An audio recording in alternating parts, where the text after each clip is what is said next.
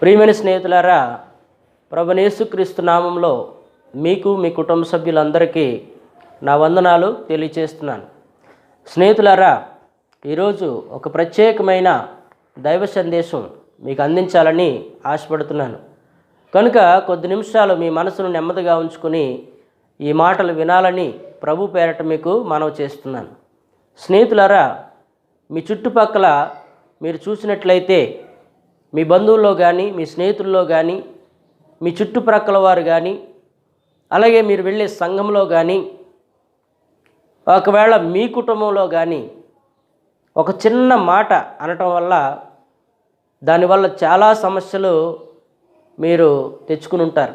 లేదా ఒక చిన్న మాట వల్ల మీ బంధువులకి, మీ స్నేహితులకి మీరు దూరం అయిపోయి ఉంటారు. ఒక చిన్న మాట వల్ల మీ కుటుంబ సభ్యులు మనసును గాయపరుచుంటారు. కాబట్టి ప్రియమైన దేవుని బిడ్డలారా, ఈరోజు నేను చెప్పే సందేశం ప్రభువైన యేసుక్రీస్తు వారు కొండ మీద ప్రసంగంలో చెప్పినటువంటి మాటలు. ఏంటి ఈ మాటలంటే, మత్తయి సువార్త 5వ అధ్యాయము 13వ వచనాన్ని మీరు జాగ్రత్తగా చదివినట్లయితే, మీరు లోకమునకు ఉప్పై ఉన్నారు అన్నాడు.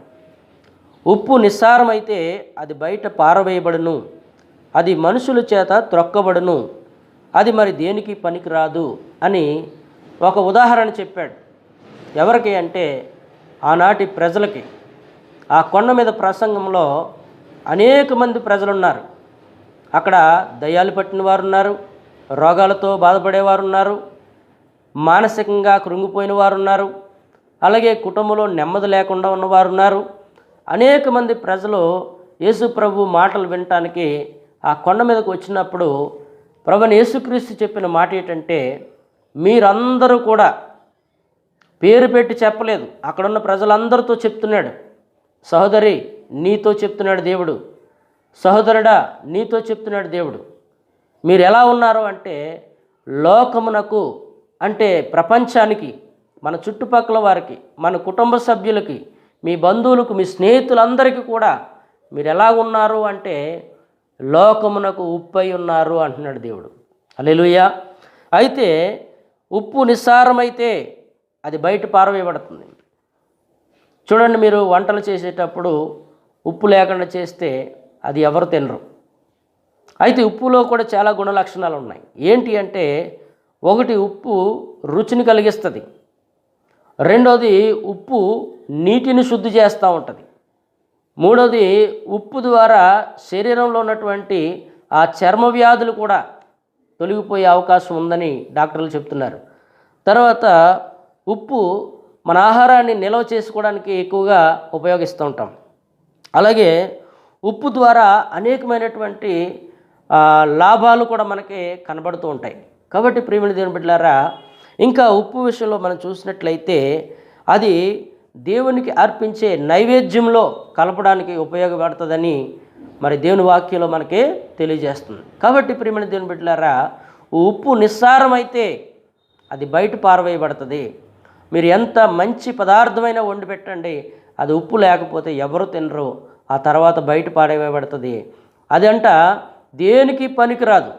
ఆ ఉప్పు లేని కూర దేనికి పనికిరాదు. ఉప్పు లేనటువంటి ఆహారం దేనికి కూడా పనికిరాదు. అది బయట పారవేయబడుతుంది, అది మనుషుల చేత త్రొక్కబడుతుంది అని చెప్పి యేసు ప్రభు వారు ఆనాటి ప్రజలకు బోధించారు.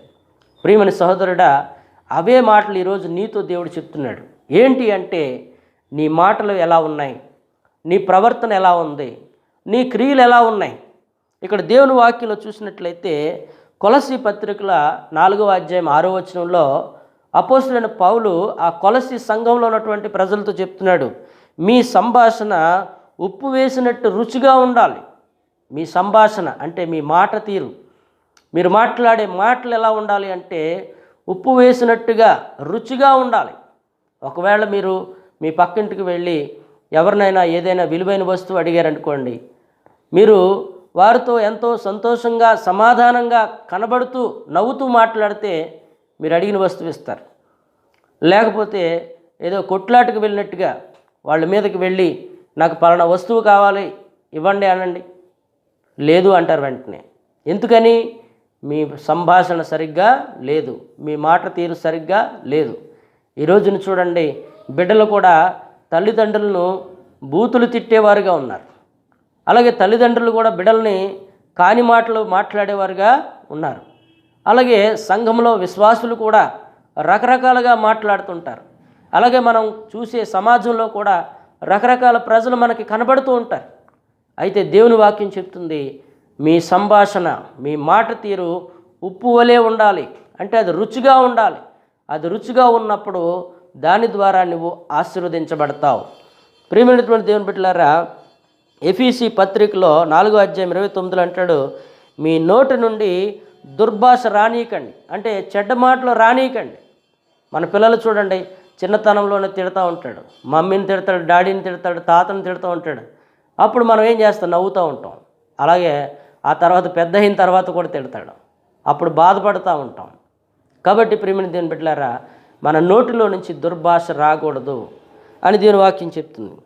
అలాగే మలాకీ గ్రంథం 3వ అధ్యాయము 16 నుంచి 18 వరకు మీరు చదివినట్లయితే, దేవుని యందు భయభక్తులు గలవారు ఇద్దరు కూడి మాట్లాడుతూ ఉంటే దేవుడు ఆలకిస్తాడని ఉంది. కాబట్టి ప్రియమైన దేవుని బిడ్డలారా, నీ కుటుంబ విషయాలు కాకుండా నీ పక్క వాళ్ళ విషయాలు, నీ బంధువుల విషయాలు, నీ స్నేహితుల విషయాలు వాళ్ళకి చెప్పి వీళ్ళకి చెప్పి కొంతమంది కుటుంబాలను పాడు చేసే వాళ్ళు ఉంటారు. అలాంటి వరుసలో నువ్వు ఉండకూడదనే ఈరోజు ఈ వాక్యం ద్వారా దేవుడు మాట్లాడుతున్నాడు. కాబట్టి ప్రియమైన సహోదరి, నీ మాట తీరు ఎలా ఉంది? ఇక్కడ మాటలు పట్టుకెళ్ళి అక్కడ మాటలు పట్టుకొచ్చి ఇక్కడ చెప్తున్నావా? కొంతమంది చూడండి, ఈ చెప్పుడు మాటల వల్ల దేవుని సంఘాలను కూల్చేసే వాళ్ళు కూడా మన మధ్యలో ఉన్నారు. ఇది వాస్తవం. కొంతమంది విశ్వాసులు లేనిపోని మాటలు సంఘ కాపరి గురించి లేకపోతే విశ్వాసుల గురించి చెడుగా ప్రచారం చేసి సంఘాలను కూల్చేసిన వాళ్ళు ఉన్నారు. అలాగే భార్య భర్తల మధ్య కాని మాటలు చెప్పి కాపురాలు కూల్చేసే వాళ్ళు ఉన్నారు. అన్నదమ్ముల మధ్య లేనిపోని మాటలు చెప్పి అన్నదమ్ముల అనుబంధాన్ని పాడు చేసే దరిద్రులు కూడా ఉన్నారు. కాబట్టి ప్రియమైన దేవుని బిడ్డలారా, ఇక్కడ మనం చెప్పే మాట ఏంటంటే, మీ మాట ఎలా ఉండాలి అంటే ఉప్పు వేసినట్టుగా ఉండాలి, రుచికరముగా ఉండాలి. అప్పుడు అది నీకు ప్రయోజనకరం, నీ జీవితానికి అది ఎంతో ఉపయోగకరం, ఎంతో ఆశీర్వాదకరంగా ఉంటుందని ఇక్కడ ప్రభువు చెప్తున్నాడు. తర్వాత మార్కు సువార్త 9వ అధ్యాయం 50వ వచనంలో మీరు చూసినట్లయితే, మీలో మీరు ఉప్పు సారము గలవారై ఉండండి. ఉప్పు సారము కలిగి ఉండాలట. మనం ఎలా ఉండాలంటే ఉప్పు సారము కలిగి, ఉప్పు ఏ విధంగా రుచిగా ఉంటుందో, ఉప్పు ద్వారా ఎన్నో ప్రయోజనాలు ఉన్నాయి. మీరు ఆలోచన చేయండి. ఉప్పు ద్వారా ఎన్నో రకాల ప్రయోజనాలు, ఉపయోగాలు మనం చూస్తూనే ఉంటాం. కాబట్టి ప్రియమైన దేవుని బిడ్డలారా, మీలో మీరు ఉప్పు సారము గలవారై ఉండండి, ఒకరితో ఒకరు సమాధానము కలిగి ఉండండి. ప్రియమైన స్నేహితులారా, ఈరోజు నీ కుటుంబంలో సమాధానం ఉందా? సమాధానం లేదు. ఎందుకు అంటే నీవు మాట్లాడే మాటలు సరిగా లేవు. నువ్వు మాట్లాడే మాట సరిగ్గా లేదు కనుక నీ భార్య నీకు దూరంగా ఉండొచ్చు, నీ భర్త నీకు దూరంగా ఉండొచ్చు. కొంతమంది భార్యలు భర్తల్ని ఇష్టానుసారంగా మాట్లాడే వాళ్ళు ఉన్నారు. అలాగే భార్యలుని భర్తలు కూడా మాట్లాడేవారు ఉన్నారు. అలాగే పిల్లలు తల్లిదండ్రులను ఇష్టానుసారంగా మాట్లాడి బాధ పెట్టేవారు కూడా ఉన్నారు. అలాగే తల్లిదండ్రులు చిన్నపిల్లలను కూడా బాధ పెట్టేవారుగా ఉన్నారు. కాబట్టి ఇలా బాధ పెట్టడం వల్ల ఏమవుతుందంటే ఆ కుటుంబంలో సమాధానం లేదు, ఆ కుటుంబంలో ఒకరికి పడదు. భర్త వస్తే భార్య వెళ్ళిపోద్ది, భార్య వస్తే భర్త వెళ్ళిపోతాడు, తల్లిదండ్రులు ఇంట్లో ఉంటే పిల్లలు బయట ఉంటారు. ఎందుకు అంటే వారికి సమాధానం లేదు, వారికి నెమ్మది లేదు. అలా ఇక్కడ అత్త కోడళ్ళ మధ్యలో కూడా మీరు చూసినట్లయితే ఆ భార్య భర్తకు చెప్తుంది, అత్తగారి మీద లేనిపోని మాటలన్నీ చెప్తుంది. పాపం ఆ కుమారుడు తల్లిని బయటికి పంపించేస్తాడు. ఆ కుమారుడు తన తల్లిని బయటికి నెట్టివేసేవాడుగా ఉంటాడు.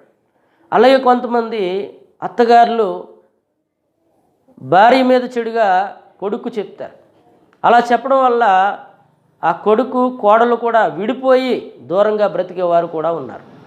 అంటే ఎందుకు ఇలా జరుగుతుంది సమాజంలో అంటే మనము మాట్లాడే ఆ నోటి మాట వల్ల. ప్రియమైనటువంటి దేవుని బిడ్డలారా, మీ మాటలు ఎలా ఉన్నాయి ఒకసారి ఆలోచన చేయండి. మీరు ఉద్యోగానికి వెళ్ళినా, వ్యాపారానికి వెళ్ళినా, మీరు ఒకవేళ కుటుంబంలో ఉన్నా మీ మాటలు ఏ విధంగా ఉన్నాయి, మీ ప్రవర్తన ఏ విధంగా ఉంది ఒకసారి మనం ఆలోచన చేయాలి. యేసు ప్రభు వారు కొండ మీద ప్రసంగం చేస్తూనే ఇక్కడ రెండవ మాటలో ఆయన చెప్పాడు, మీరు లోకానికి ఉప్పుగా ఉన్నారు. అంటే మీరు ఒకరినొకరు సమాధానపరచుకోండి. ఈరోజు కుటుంబాల్లో సమాధానం లేదు అంటే ఆ మాట వల్ల. మనం మాటలు అంటాం ఈజీయే, కానీ దాన్ని మళ్ళీ వెనక్కి తీసుకోలేం. కనీసం ఆ మాట అన్నాము కాబట్టి సారీ నన్ను క్షమించు అని కూడా అనటానికి మనం వెనకాడుగు వేస్తాం. దానివల్ల ఎన్నో కుటుంబాలు రోడ్డు పాలైపోతున్నాయి. కాబట్టి సహోదరుడా, నీ కుటుంబ పరిస్థితులు ఎలా ఉన్నాయి? సహోదరి, నీ మాటలు ఎలా ఉన్నాయి? నీ ప్రవర్తన ఎలా ఉంది? ఒకసారి ఆలోచన చెయ్యి. తర్వాత చూస్తే 2 కొరింథీ పత్రిక 13వ అధ్యాయము 11వ వచనంలో చెప్తున్నటువంటి మాట ఏంటంటే, సహోదరులారా సంతోషంగా ఉండండి. ఎలా ఉండాలట? సహోదరులారా, అందులో స్త్రీలు, పురుషులు, చిన్నలు, పెద్దలు, వృద్ధాప్యంలో ఉన్న వారు అందరూ కూడా సహోదరులారా మీరు ఎలా ఉండండి అంటే సంతోషంగా ఉండండి. సంతోషం ఎప్పుడు వస్తుంది? కుటుంబంలో అందరూ సమాధానంగా ఉన్నప్పుడు, ప్రేమతో ఉన్నప్పుడు సంతోషం కలుగుతుంది. ఒకవేళ కుటుంబంలో నలుగురు 4 పక్కలకు వెళ్ళిపోయినప్పుడు ఆ కుటుంబంలో సంతోషం ఉండదు, ఆ కుటుంబంలో నెమ్మది ఉండదు. అయితే దేవుని వాక్యం అంటుంది, మీరు నా యొద్దకు రండి, నేను మీకు విశ్రాంతినిస్తాను, నెమ్మదినిస్తాను, శాంతినిస్తాను, సమాధానం ఇస్తానని ప్రభువారు పిలుస్తున్నారు. కాబట్టి ప్రియమైన దేవుని బిడ్డలారా, మీరు ఎలా ఉన్నారో నాకు తెలియదు, కానీ ఈ వాక్యం ద్వారా మీలో లోపాలు కనబడతాయి. మీ మాటలు సరిగ్గా లేవని, మీ కుటుంబంలో సమాధానం లేదని ఇక్కడ వాక్యం ద్వారా దేవుడు చెప్తున్నాడు. ఇంకా మీరు చూసినట్లయితే, సహోదరులారా మీరు సంతోషంగా ఉండండి, ఆదరణ కలిగి ఉండండి. ఈ రోజున చూడండి, ఒక కుటుంబంలో కొడుకు నష్టపోతే తల్లిదండ్రులు ఆదరించేవారుగా లేరు, లేదా తల్లిదండ్రులు అనారోగ్యంగా ఉంటే బిడ్డలు వారి దగ్గరికి వెళ్ళి వారికి ఆదరణ మాటలు చెప్పేవారుగా లేరు. కాబట్టి ప్రియమైన దేవుని బిడ్డలారా, ఎందుకు అంటే మనలో సమాధానం లేదు. అలాగే భర్త అనారోగ్యంతో ఉంటే భార్య పట్టించుకోదు, భార్య అనారోగ్యంతో ఉంటే భర్త పట్టించుకోదు. ఒకవేళ తల్లిదండ్రులు అనారోగ్యంతో ఉంటే బిడ్డలు పట్టించుకోలేని పరిస్థితుల్లో మనం ఉన్నాం. దేనికి అంటే మన యొక్క నోటి మాట ద్వారా వచ్చే ఆ ప్రభావం జీవితాలని తల్లకిందులు చేస్తుంది. అందుకే ఆనాడు యేసు ప్రభు వారు అక్కడ ఉన్నటువంటి ప్రజలను చూస్తే ఆయన కనికరించాడంట. అక్కడ ఉన్న ప్రజల పట్ల ఆయన కనికరం చూపించాడు, జాలి చూపించాడు. అయ్యో వీరు ఇంత అమాయకంగా ఉన్నారు, భయంకరమైన చీకటి శక్తులతో బాధపడుతున్నారు, వ్యాధులతో బాధపడుతున్నారు, నెమ్మది లేకుండా జీవిస్తున్నారు, సంతోషం లేదు వారి కుటుంబాల్లో అని చెప్పి యేసు ప్రభు వారు ఈ మాట ప్రకటించాడు. మీరు లోకమునకు ఉప్పై ఉన్నారు. ఉప్పు నిస్సారమైతే అది దేనికి పనికిరాదు, బయట పాడవేస్తుంది అని చెప్పాడు. కాబట్టి ప్రియమైన దేవుని బిడ్డలారా, నీ కుటుంబంలో సమాధానం కావాలి, సంతోషం కావాలి, ఆదరణ కూడా కావాలి. ఇంకా మీరు చూస్తే ఏక మనస్సు కలిగి ఉండండి. అంటే ఒక కుటుంబంలో నలుగురు ఉంటే నలుగురు 4 రకాల ఆలోచనలు. ఏక మనస్సు లేదు. ఒక పని చేయాలని ఆలోచన ఉంటుంది తండ్రికి తల్లికి, కానీ బిడ్డలు సహకరించరు. అలాగే బిడ్డలు చేయాలనుకుంటారు, ఒక వ్యాపారం చేయాలనుకుంటారు, తల్లిదండ్రులు సహకరించరు. దేనికి కారణం ఏంటి అంటే వారి మాట్లాడే విధానం సరిగ్గా లేకపోవడం వల్ల. అలాగే కొంతమంది మాట్లాడితే ఆ పెట్టేవాడు కూడా పెట్టడం, ఇచ్చేవాడు కూడా ఇవ్వడం. ఎందుకంటే వాళ్ళ మాట తీరు ఆ విధంగా ఉంటుంది. సహోదరుడా, నీ మాటలు ఏ విధంగా ఉన్నాయి ఒకసారి ఆలోచన చేయి. సహోదరి, నీ మాటలు ఏ విధంగా ఉన్నాయో ఒకసారి ఆలోచన చేయి. ఈరోజు ప్రభు చెప్తున్న మాట, సహోదరులారా సంతోషంగా ఉండండి, ఆదరణ కలిగి ఉండండి, ఏక మనసు కలిగి ఉండండి, సమాధానం కలిగి ఉండండి. ఈ 4 మనలో ఉండాలి. 1 సంతోషం ఉండాలి, ఆదరణ ఉండాలి, 2 3 ఏక మనసు ఉండాలి, 4 సమాధానం ఉండాలి. ఇవి ప్రతి కుటుంబానికి దేవుడిచ్చే బహుమానాలు. ఇవి మీరు బయట మార్కెట్లో దొరికే వస్తువులు కాదు. ఇవి సంతోషం దేవుడివ్వాలి, ఆదరణ దేవుడే ఇవ్వాలి. అలాగే మనుషులు కూడా ఒకరినొకరు ఆదరణ కలిగి మాటల ద్వారా ఆదరించుకోవచ్చు. తర్వాత ఏక మనస్సు, అది కూడా దేవుడే ఇవ్వాలి. తర్వాత సమాధానం, అది కూడా దేవుడే ఇవ్వాలి. ఒకవేళ మీరు పార్కులకు వెళ్ళొచ్చు, సినిమాలకు వెళ్ళొచ్చు, రకరకాలుగా సంతోషించాలనుకోవచ్చు, కానీ ఆ సంతోషం కేవలం ఒక 2-3 గంటల వరకు మాత్రమే ఉంటుంది. కానీ దేవుడిచ్చే సంతోషం, సమాధానం శాశ్వత కాలం ఉంటుంది. కాబట్టి ప్రియమైన దేవుని బిడ్డలారా, ఇక్కడ ఆయన చెప్తున్న మాట ఏంటంటే 5వది, ప్రేమ సమాధానములకు కర్తయగు దేవుడు మీకు తోడై ఉండునుగాక. ఆమేన్. ప్రియమైనటువంటి దేవుని బిడ్డలారా, యేసు ప్రభులో ప్రేమ ఉంది. ఆయన ఎంతోమంది రోగులను బాగు చేశాడు. దయ్యాలు పట్టుకున్న వారిని దయ్యాల నుంచి విడుదల కలిగించాడు. ఎందుకు అంటే ఆయన పరలోక రాజ్యం సమీపంగా ఉంది అని బోధించాడు. ఆ బోధన ఎవరైతే నమ్మారో, ఎవరైతే విశ్వసించారో, ఎవరైతే మారుమనసు పొందారో వాళ్ళ కుటుంబంలో ప్రభు సమాధానం ఉంటుంది. వారి కుటుంబంలో ప్రభు ప్రేమ ఉంటుంది. వారి కుటుంబంలో ప్రభువు కలిగించే ఐక్యత ఉంటుంది. వారి కుటుంబంలో ప్రభువు కలిగించే సంతోషం ఉంటుంది. ఇది వాస్తవం. సహోదరుడా, ఈరోజు నీ కుటుంబంలో సంతోషం లేదు. కారణం నీ మాటలు సరిగ్గా లేవు, నీ ప్రవర్తన సరిగ్గా లేదు. ఈరోజు మార్చుకోమని దేవుడు చెప్తున్నాడు. కాబట్టి ప్రియమైన దేవుని బిడ్డలారా, ఈరోజు లాస్ట్గా చెప్తున్న మాట ఏంటంటే, మీరు సంతోషంగా ఉండి, ఆదరణ కలిగి ఉండి, ఏకమనసు కలిగి ఉండి, సమాధానంగా ఉంటే ప్రేమ సమాధానములకు కర్తయగు దేవుడు మీకు తోడుగా ఉంటాడు అని చెప్పి దేవుని వాక్యం చెప్తుంది. కాబట్టి ప్రియమైన దేవుని బిడ్డలారా, మిమ్మల్ని మీరు సరి చేసుకోండి. మనల్ని మనం సరి చేసుకోవాలి. మీ ఇంట్లో ఫ్యాన్ పాడైపోతే దాన్ని సరి చేస్తాం. ఒకవేళ టీవీ పాడైపోతే సరి చేసుకుంటాం. ఒకవేళ మీ సెల్ ఫోన్ పాడైపోతే దాన్ని బాగు చేయించుకుంటాం. అలాగే నీ బైకు లేకపోతే నీ కారు చెడిపోతే దాన్ని మెకానిక్ దగ్గర తీసుకెళ్ళి బాగు చేస్తాం. అలాగే ఈరోజు నీ హృదయం చెడిపోయింది. నీ హృదయం చెడిపోయింది. అది ఎక్కడ బాగుపడుతుంది అంటే దేవుని సన్నిధిలో బాగుపడుతుంది. దేవుని సన్నిధిలో మాత్రమే హృదయం బాగుపడుతుంది. కాబట్టి మీరు ఎక్కడున్నా సరే దేవుని మందిరానికి వెళ్ళండి, దేవుని వాక్యం వినండి, మీరు పశ్చాత్తాపడండి, చేసిన తప్పుని ఒప్పుకొని క్షమాపణ పొందుకోండి. అప్పుడు దేవుడు నీకు నీ కుటుంబానికి సమాధానం కలిగిస్తాడు. అలాంటి కృప దేవుడు మీకు దయచేయునుగాక. చిన్న ప్రార్థన. మహాపరిశుద్ధుడా, కృపగల దేవా, ఈ మాటలు విన్న కుటుంబానికి సమాధానము, సంతోషము, నెమ్మది, ఏక మనసు కలిగించమని యేసునామములో ప్రార్థిస్తున్నాం తండ్రి. ఆమేన్. ప్రియమైన స్నేహితులారా, ఈ వాక్యం ద్వారా దేవుడు మీతో మాట్లాడినట్లయితే మీ బంధువులకి, మీ స్నేహితులకి ఈ వాక్యాన్ని పంపించండి. సర్వశక్తిగల దేవుని కృపా సమాధానం మీకు తోడై నడిపించును గాక. ఆమేన్, ఆమేన్, ఆమేన్.